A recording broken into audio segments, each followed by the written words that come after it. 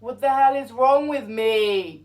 I get random urges to do things. For example, the other day I put loads of paint in my mouth and it was disgusting. I don't recommend.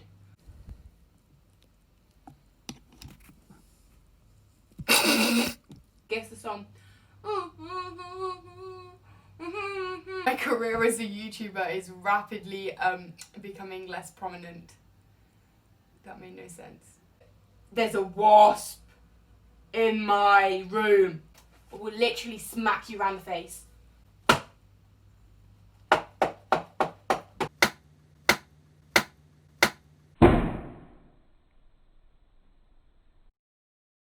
Hello everyone, welcome to my channel. Today I'm joined by my mum, Tracy, because I wanted to make a video about PDA, which is pathological demand avoidance, part of autism, and it was a mess. So mum always brings clarity to a situation.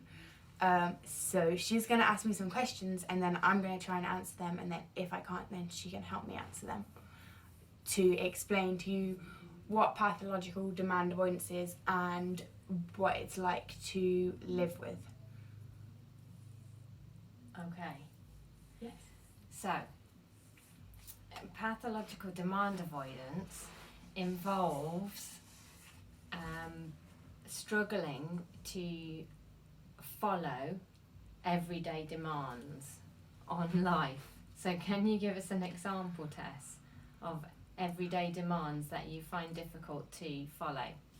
Showering, making my bed, getting dressed, going to school, doing my homework, brushing my teeth, or doing jobs. Okay. And what makes it harder for you to do those things? What makes it harder is when it's urgent, when it needs to be done right now. When it needs to be done right now is hardest. With no warning. Yeah, like if and like say I needed to have a shower, but I couldn't, but it was quite hard to. But then if I didn't shower then it would be tomorrow, and then it would be so much harder tomorrow because it was more urgent. I needed to do it more. So is this why we always used to have such massive tantrums about getting our shoes on for school? Because by that point we were usually late and I was getting stressed. So I would put you under pressure to put your shoes on, and that would invariably create a big trauma. Yeah, it's hard when it's urgent. The more like the stronger the need to do it right now, the stronger the resistance to it. And what about the wording of, like, I know you've said to me before, if someone says to you, pick the pencil up, like they might do in school, for example, how could they word that differently to make it easier? Well, one of my friends tricked me. She kept saying, what did Ella say? She was like, I've got a special job. Yeah, for you I've got to a do." special job for you to do. And I couldn't, I had to do, I didn't want to. I was like, why am I doing this job for you? I don't want to do this job right now. And every time she said that, I just had to do it. And I didn't even want to. It was like she was controlling me to But do then it. equally the opposite, if someone says to you, do this, you feel equally compelled not to do it, not to follow that instruction. Yeah. And there's other aspects of PDA. So people who have PDA tend to struggle with excessive mood swings. Would you because relate to that? I find that I am split in two halves. The half of me that wants to, most of me, 98% of me wants to just comply and just do it. But then there's 2% of me, the PDA percent, which is very strong, very persistent. And even though it's only 2%, it still has a massive effect on the other 98%. And they're drastically different in that if I want to do something, then the 2% is strong enough to make me not do it. And if I don't want to do something, the 2% is strong enough to make me do it, even though it's only a tiny proportion. And what might happen if once you start to resist, somebody keeps pushing you to do something? Like might happen in school. I would happen at home. Lash out. I would get angry. I would probably either shout at the I'd get in a bit of a strop. Yeah. Yeah. And then another aspect of PDA is obsessive behaviors, but tend to be around people. So would you say that you can be quite obsessive, not about things or objects, but about people? Yeah, I'm very easily influenced by people, but occasionally there's people that I just always think about. I dream about them. I want to meet them. I want to be them. I want to please them. I want to be as similar to them as I can physically make myself. And I'm also probably angry at them, and they're just very much in my mind often.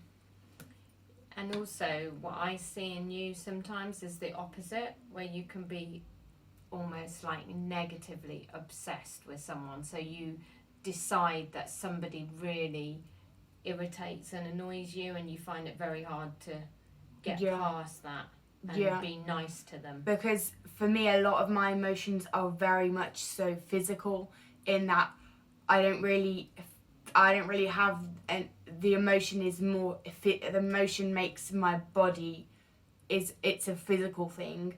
So if I see someone that is an irritation to me, then my body will be instantly uncomfortable, even if they're not doing anything, because of the emotion that I relate to them, and then equally the reaction my body has to that emotion. And how do you think PDA comes across to other people? I think a lot of the time people think I'm joking. Sometimes people will think I'm joking if, like, they ask me to do something and I just say no, or like if it's something, pass me the pen or something, and like I'll do something silly like throw it across the room, like, because like they shouldn't have asked me like that. So you use avoidance. You'll try and avoid actually doing it, or distract from the fact that you haven't done the actual thing they asked you to do. You've done something kind of similar. Yeah. And then they think I'm doing it to be funny or for attention, because I'm quite a big, funny, bubbly character. They think that I'm just doing it for attention, maybe. I don't know. And in terms of how you are with me or in the family, it can be other people would just see you as being quite defiant and willful. Yeah. So, and that's kind of a misunderstanding actually of the difficulty. But it's hard for me because my dog Baloo. Say hi. This is Baloo. It's quite hard for me because just like I am defiant to people, I'm also defiant to myself. Any thought I have, I'm defiant to it. So there's constant conflict. Everything I think, there's an equally, however strong the thought is, there's an equally strong urge back to the thought. And that means that I'm always, I don't know which side to listen to, because one side's saying,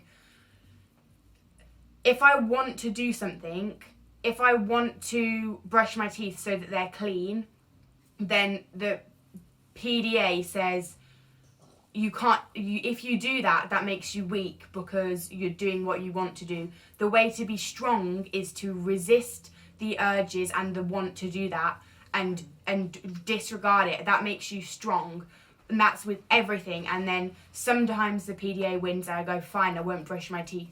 Sometimes I win and I go, no, I'm brushing my teeth. And sometimes that can be an hour battle of me sitting on my bed going, this over something so stupid, brushing my teeth. Yeah. So it is like an obsessive thought pattern, isn't it? That becomes self-destructive because children, people who suffer with PDA will resist their own body's demands on them. So they'll resist needing to sleep, or they'll resist needing to eat. And like I said earlier, if it was resisting needing to go to the toilet, the longer you wait, the stronger the need to go to the toilet, the stronger the resistance against needing to go to the toilet, until eventually you become paralyzed in confusion over whether you should go to the toilet or not. And yeah. And this is something that's a very strange concept to people who don't suffer with this, I think. And it's a massive part of who you are.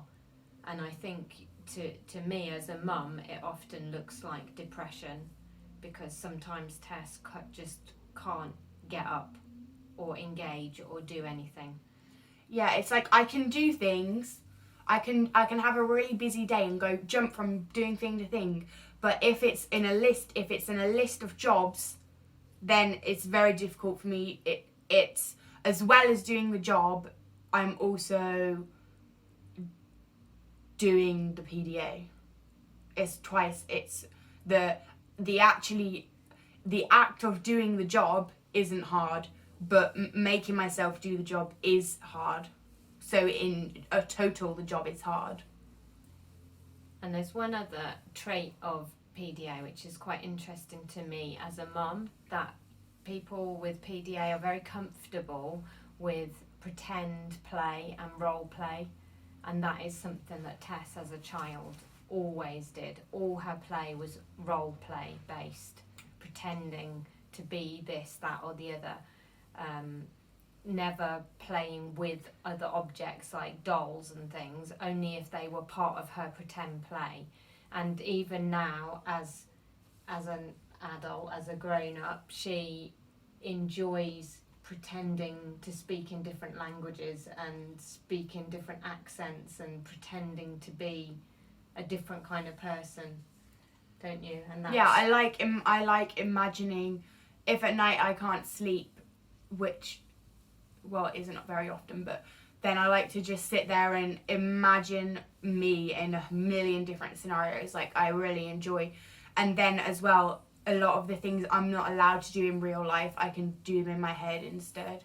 Yeah, which is something that isn't always associated with autism, which is why there's a bit of a debate as to whether PDA is a trait of autism or a separate condition, or, you know, there's a bit of a balance. We don't really know which. So, do you have PDA or do you have autism, or Are they the same thing? are they the same thing, or are they different types of the same thing? Who knows? So anyway, I hope this helped you understand more about PDA. And yeah, I hope you like my mum. Okay, bye guys. Bye.